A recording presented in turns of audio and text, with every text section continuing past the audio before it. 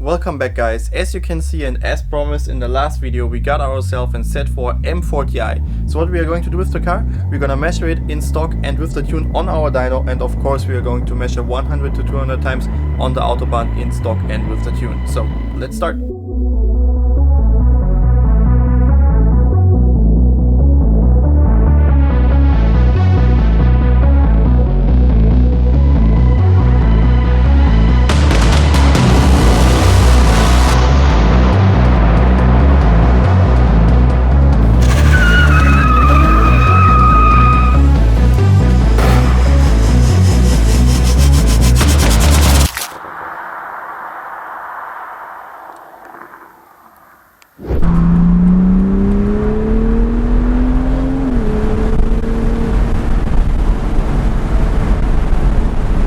So brand new Z4 development actually is already completed. We finished it last week. So today we just want to show you how the car performs on the road and of course how the acceleration times will drop on the Autobahn. Later on we're going to do a little flashback to our dyno development where Dani will explain how the development worked and how the performance increasement actually behaves for this engine. But maybe now let's just do a quick review of the car in general. We drove it for a few kilometers already, and Dani, what do you think so far? I think overall it's a great car. The handling is good, engine B58 in a reworked version, really good. Gearbox as usual, really good. So overall I really have to say, I mean, at the beginning I was quite skeptical. Yeah, me too. Because it's a convertible. There is a Supra, it is a convertible, maybe not that sporty. Yeah, I think BMW did a great job on the Z4. Yeah, me too. I also have to double down on that point. The time where a convertible automatically isn't a good sports car definitely seems to be over, because this car is really good in turns, it drives really sporty, and basically, except for the looks of course, which would be better with a coupe, don't have to talk about this. Basically you don't really have a disadvantage with the convertible, you just have to say. And also, which we already noticed in other cars and also during the development of our product on the dyno for this car, the B58 engine is just such a good and strong and tunable engine. Yeah, definitely. It's like BMW really knows how to do the 6 cylinders. You can't really say any negative things about it. Yeah, and I mean you can get it as 6 cylinder, which is, if you compare it to the Boxster, to the current 718. Exactly. You can get it as 6 cylinder. As long as you don't spend the money for a GT4, which is a lot more expensive. And by the way, if someone from BMW is watching that, please build a Z4 M Coupe version. Yeah, that would be. Just get the S55 in and you're good to go. Yeah. If it has to be, even leave it as a convertible, but put the S58 maybe even in there. Yeah, maybe the new one. And just do an M version. This would be just terrific. Yeah, so basically the car is really good. We already had a lot of fun with it. Results on the dyno are pretty strong, which you will basically see in a second. We're heading to the Autobahn now to do the acceleration runs. Fortunately, the way there is kind of one turn after another, so it hopefully will be fun. But first, we're gonna do a little flashback to our development stage on the dyno, where Dani will explain to you how the development works and so on. After that, we'll do the acceleration runs. And yeah, so see you in a minute. About the engine itself, it is a 6-cylinder 3-liter B58 engine, but this version of the B58 is heavily modified. It is the latest generation, which is in the Z4, the Supra, the new X7, the new X5, actually to meet the latest emission standards all over the world. And also there's a special thing, by the way, this is the OPF version, so the European version. A little fun fact, actually the Z4 and the Supra got the same performance figures in Europe, while in the US the Z4 got actually the higher spec, so 380 horsepower against the 335 of the Supra.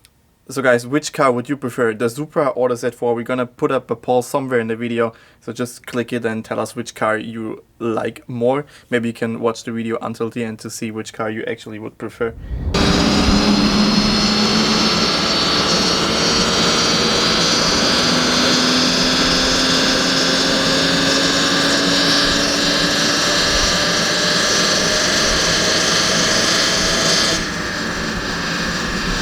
So we measured the car in stock.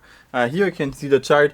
We ended up at 351 horsepower corrected and 515 newton meters of torque, which is actually a little bit higher than the official claim from BMW, but still, yeah, in an okay area, I would say. So what you can see on the chart, horsepower corrected, horsepower uncorrected. We are correcting all figures through EVG actually, and here you can see the real horsepower, the drivetrain loss, which is measured after every run, which is really important to get accurate figures, because after each run, if you're doing like 20 runs back to back, the drivetrain loss will be a little bit more due to expanding parts in the drivetrain and stuff like that. So it's really important to measure the power loss after each run, and that is what we are doing. And here you can see the torque, orange line torque, red line horsepower, blue line wheel horsepower, and the drivetrain loss. Yeah, I think that's it for the stock chart. As usual, BMW got really nice numbers in stock already, so let's install the tune and see how much power we can get out of it.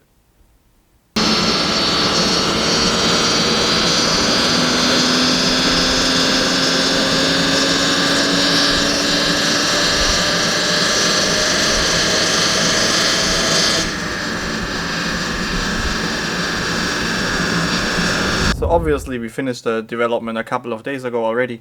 However, here are the power figures.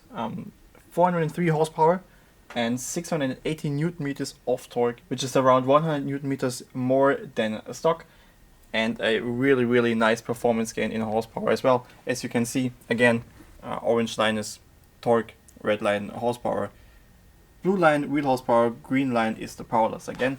What we're going to do now, I will lay over the stock chart, so actually we can compare that. So what you can see in the chart now, thick line is tuned, thin lines are stock. What you can see, we have a lot more torque all over the upper ram range. We have a lot more horsepower basically everywhere, which really helps to transform the car into a more sporty version. And the B58, again, really tunable engine with a lot of potential to get some power out of it. So I think that's it from the dyno. We are switching now to the 100-200 measurements on the Autobahn to see how the more performance transfers actually on the street. 100. 200.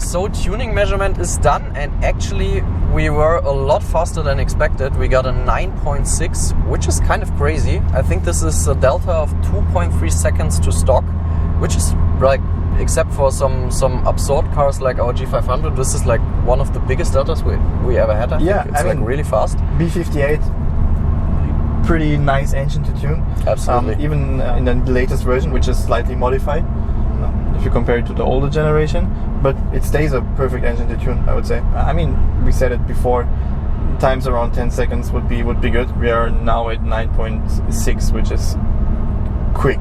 Yeah, just had a look into Google to compare it against the Cayman, and the Cayman S is around 10.8 seconds, 100 to 200, and actually you're 1.2 seconds faster with the tuned Z4. Yeah, this is one more thing. I think, like, for all the people who are complaining, which to be honest, in the beginning I also kind of supported, like, okay, Z4 is cabriolet only again, so it's pretty heavy, and 340 horsepower in Europe is not that much, so it won't be a real sports car. I have to say I was quite wrong. I mean, the car is like the B58, as you said, is such a strong engine, and especially tuned, it goes like really well.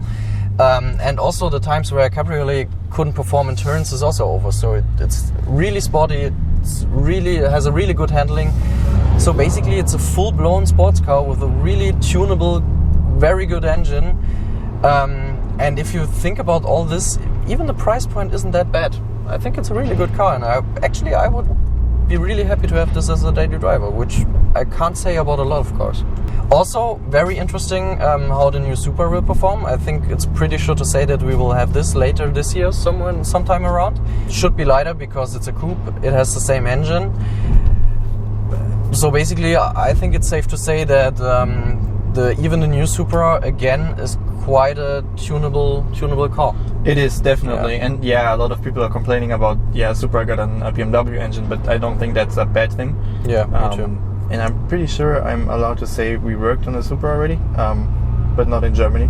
Yeah. So it was a non-OPF-GPF version. It is a good engine to tune, definitely. Absolutely. I think you can say that. Yeah.